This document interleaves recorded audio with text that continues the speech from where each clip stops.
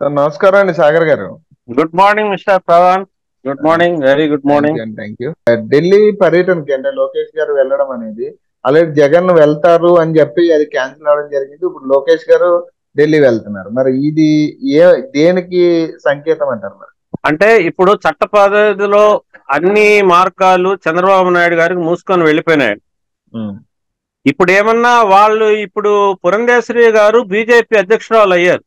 ఉమ్, వాళ్ళ బంధువర్గం కానీ ఏదైనా కూడా లోపయ్య ఒప్పందం చేసి దీనికి ఏదన్నా కూడా బీజేపీ ఏదన్నా పెద్దన్న పాత్ర వహించి అతను బయటకు తీసుకొస్తుందేమో అని కూడా వీళ్ళ ఆలోచన కూడా ఉంది సామాజిక పరంగా. ఉమ్, ప్లస్ ఇప్పుడు వీళ్ళకుండే పరిచయాలు, ఇప్పుడు రామ్మోహన్ నాయుడు గారు కూడా పోయారు పక్కన, ఆయన ఉమ్, ప్రజెంట్ ఎంపీ. ఉమ్, వాళ్ళ లావాదేవీలతో ఏదైనా కూడా అక్కడ ఏదన్నా ఈయన బెయిల్ వచ్చే మార్గాలు కానీ అక్కడ సుప్రీంకోర్టు ఇంకా ఇప్పుడు సిద్ధార్థ లూత్రా మీద వీళ్ళకి ఒక నమ్మకం పోయింది.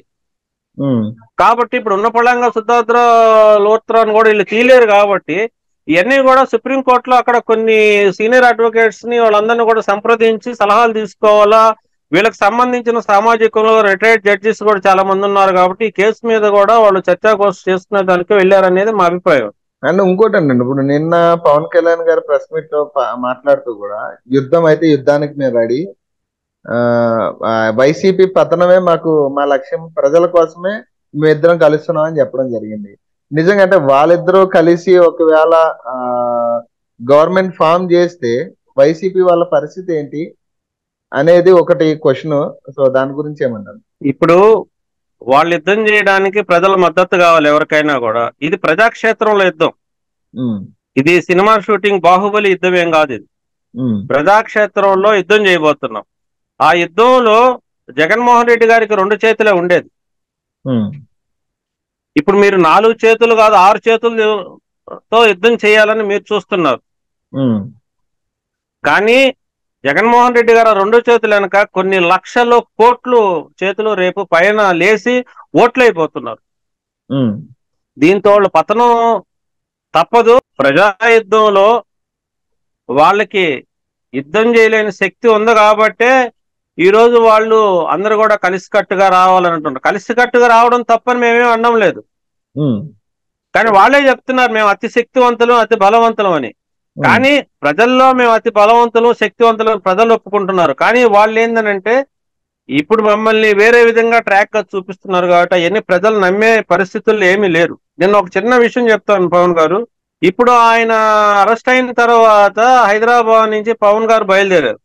ఉమ్, పవన్ కళ్యాణ్ గారు బయలుదేరారు. రోడ్డు మార్గంలో నన్ను ఆపారు అని అన్నారు. ఎందుకు ఆపారు? లా అండ్ ఆర్డర్ సిచ్యువేషన్ కాబట్టి పోలీస్ తీసుకుంటది ఆ నిర్ణయం. ఉమ్, కోర్టు ఏం తీసుకోదు, ఉమ్, రెవెన్యూ డిపార్ట్మెంట్ ఏం తీసుకోదు, ప్రెస్ ఏం తీసుకోదు. దాన్ని తప్పకుండా డిసిషన్ తీసుకొని దాన్ని పరిపాలించాల్సిన బాధ్యత పోలీస్ వ్యవస్థ మీద ఉంటుంది. కానండి అది గవర్నమెంట్ నుంచి హోంశాఖ నుంచే కదా వెళ్తుంది. అది ఇప్పుడు హోంశాఖ నుంచే కదా దానికి ఉన్నా కూడా సంబంధం. అదే మీరే చెప్పారు కరెక్ట్ గా. హోంశాఖ అనేది ఎక్కడి నుంచి వస్తుంది? ఉమ్, అది ప్రజలకు సంబంధించిన శాఖే. కానీ హోంశాఖ, హోమ్ అని అంటే వాళ్ళ ఇల్లును సర్దుకునేది కాదు కదా. ఉమ్, పరిపాలన చూడాలి. ఆ పరిపాలన ఒక దగ్గర లా అండ్ ఆర్డర్ సిచ్యువేషన్ వచ్చినప్పుడు ఆ డిపార్ట్మెంట్ తీసుకుంటది నిర్ణయం. ఉమ్, మంత్రి కావచ్చు, డీజీపీ కావచ్చు, డిఐజీ కావచ్చు, అక్కడ కన్సల్ట్ సిఐలు కావచ్చు, డిఎస్పీలు కావచ్చు, ఎస్పీలు కావచ్చు, ఎస్ఐ కూడా తీసుకోవచ్చు, కానిస్టేబుల్ కూడా తీసుకోవచ్చు లా అండ్ ఆర్డర్ ఒక్కోసారి అవసరం అయితే. ఉమ్. కానీ అంటే ఇప్పుడు పదే పదే బయట జరుగుతున్న చర్చ ఏంటంటే ఇప్పుడు జూనియర్ ఎన్టీఆర్ రా రావట్లేదు అనే దాని మీద ఒకటి ఉంది. అంటే నిజంగా జూనియర్ ఎన్టీఆర్ కనుక బాధ్యతలు తీసుకుంటే ఎలా ఉంటది అంటారు మీ పరిస్థితి?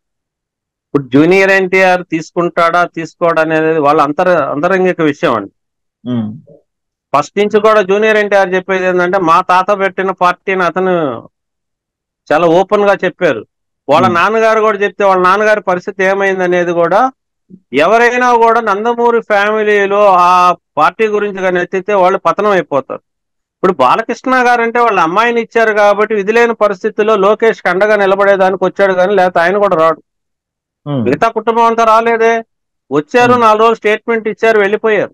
ఉమ్, మన నారా లోహిత్ సినిమా యాక్టర్ వచ్చాడు. వాళ్ళకి ఏం ఉమ్, తెలుసు? రాజకీయాలు చట్టాలు వాళ్ళకి ఏం తెలుసు? ఆ ఉమ్, సెక్షన్స్ ఏం తెలుసు? ఈరోజు మహానుభావుడు భారత జాతి ముద్దు బిడ్డ బాబాసాహెబ్ అంబేద్కర్ చట్టాలో సెక్షన్స్ ఒక్కొక్క సెక్షన్ పటిష్టంగా రాయబట్టి సరిపోయింది, కానీ లేకపోతే వీళ్ళు 30-40 మంది కూడా ఆ సెక్షన్ చదివి ఈ రోజు కూడా చెప్పలేకున్నారు చాలా మంది. అటువంటి టెక్నికల్ గా ఉండే పెద్ద పెద్ద లాయర్సే చెప్పలేని పరిస్థితుల్లో ఈ పవన్ కళ్యాణ్ గారు, వీళ్ళు వచ్చే సినిమా యాక్టర్స్, వాళ్ళ బంధువర్గం అంతా ఈ సెక్షన్స్ తెలియదు, పాడు తెలియదు, ఏం తెలియదు. ఏదో స్క్రిప్ట్ రాసిస్తే చెప్పడం తప్పితే దాంట్లో సెక్షన్ అనేది చాలా పెద్దది ఉంటుంది యాక్ట్. ఆ యాక్ట్ ని కన్ఫ్యూజ్ చేసి తారుమారు చేసేదే. అందుకనే సుప్రీం కోర్టు నుంచి సిద్ధార్థ లోత్రా తెచ్చుకున్నారు. వాళ్ళ ఆర్గ్యుమెంట్స్ లో దిట్టా కాబట్టి డిఫెన్స్ లాయర్ ని, ఇప్పుడు గవర్నమెంట్ సైడ్ లాయర్ ని, వీళ్ళకి కమ్యూనికేషన్ లో స్కిల్ లేకపోయినా, ఆ మెమరీ పవర్ లేకపోయినా కూడా, గట్స్ లేకపోయినా కూడా ఆర్గ్యుమెంట్స్ లో ఫెయిల్ చేస్తారు వీళ్ళు. అప్పుడు జడ్జికి ఏమనిపిస్తుంది? అన్యాయమే న్యాయమే అనిపిస్తుంది ఆయన. అందుకని ఆర్గ్యుమెంట్స్ లో కన్ఫ్యూజ్ చేసేదానికే సిద్ధార్థ లూత్రాని తెచ్చుకున్నారు. అంటే అసలు మీ అంచనా ఏంటంటే జూనియర్ ఎన్టీఆర్ ఎంతవరకు క్యాపబుల్ అంటారు మన రాజకీయాలు? క్యాపబుల్ అనేది మనం ఎప్పుడు కూడా తీసుకోకూడదు. ప్రజాక్షేత్రంలో ఆయన వస్తే క్యాపబుల్లా కాదని ప్రూవ్ చేస్తారు. ఇప్పుడు ఎన్టీ రామారావు వచ్చారు, క్యాపబుల్లా కాదనేది పబ్లిక్ నిర్ణయించారు. ఇప్పుడు చిరంజీవి గారు వచ్చారు, ఆయన ఎంతవరకు క్యాపబుల్లా కాదనేది పబ్లిక్ నిర్ణయించారు. ఇప్పుడు పవన్ కళ్యాణ్ గారు వచ్చారు, ఆల్రెడీ రిజల్ట్ కూడా చూపించేశారు.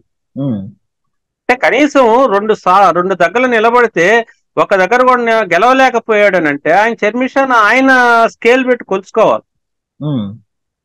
ఈ రోజు 2 చోట్ల నిలబడి ఓడిపోయిన వ్యక్తి మేము 2 పార్టీలు కలిసి వస్తున్నాం అంటే ప్రజలు ఇంకా నమ్ముతారా? నువ్వే నడిచేదానికి శక్తి లేనప్పుడు ఇంకోరిని ఎక్కడ నడిపించగలవు నువ్వు? అదే ప్రజల్ని, వాళ్ళ అభిమానుల్ని, పార్టీని తప్పుదోవ పట్టించడమే. ఈ రోజు జనసేన పెద్ద లీడర్స్ కూడా కొందరు ఇది కరెక్ట్ అయిన చర్య కాదు, జనసేన సింగిల్ గా పార్టీగా పోరాడినా ఓడినా కూడా మాకు హ్యాపీగా ఉంటది, ఈ టీడీపీతో పోవడం మాకు కూడా నచ్చలేదని ఈ రోజు చాలా బహిరంగంగా కూడా చాలా మంది చర్చల వేదిక స్టార్ట్ అయిపోయి. ఇప్పుడు పవన్ కళ్యాణ్ గారిని కూడా మేము ఒక స్ట్రైట్ ఒక క్వశ్చన్ వేస్తున్నాం.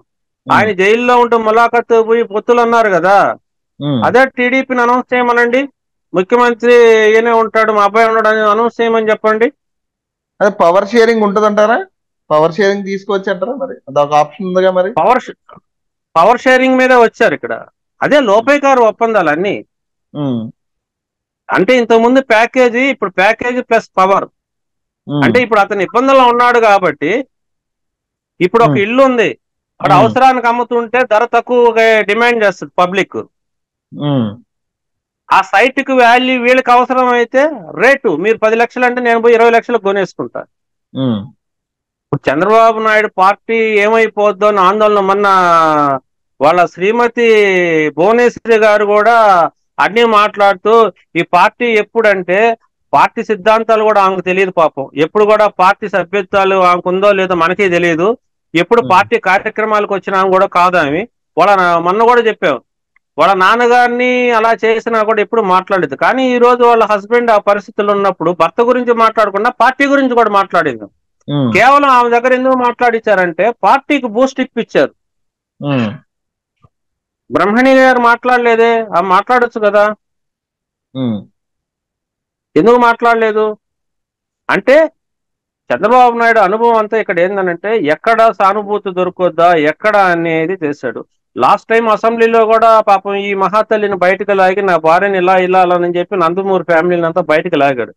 అప్పుడు నందమూరి ఫ్యామిలీని అందరూ కూడా ప్రజలు చూడగలిగారు. ఎన్టీ రామారావు చనిపోయినప్పుడు చూస్తారు వాళ్ళ కుటుంబ సభ్యులందరినీ. మళ్ళీ ఈయన ఆడిన అప్పుడు ఏడుపు డ్రామాకి అప్పుడు మళ్ళీ కుటుంబాన్ని అంతా బయటకు తీసుకొచ్చారు. దేనికంటే వాళ్ళ కంచిని వాళ్ళు కాపాడుకునే దానికి వాళ్ళందరినీ పాపం బయటకు తీసుకొస్తున్నారు, ఇష్టం లేకపోయినా. రైట్. థ్యాంక్ యూ అండి. Thank you for joining. Okay.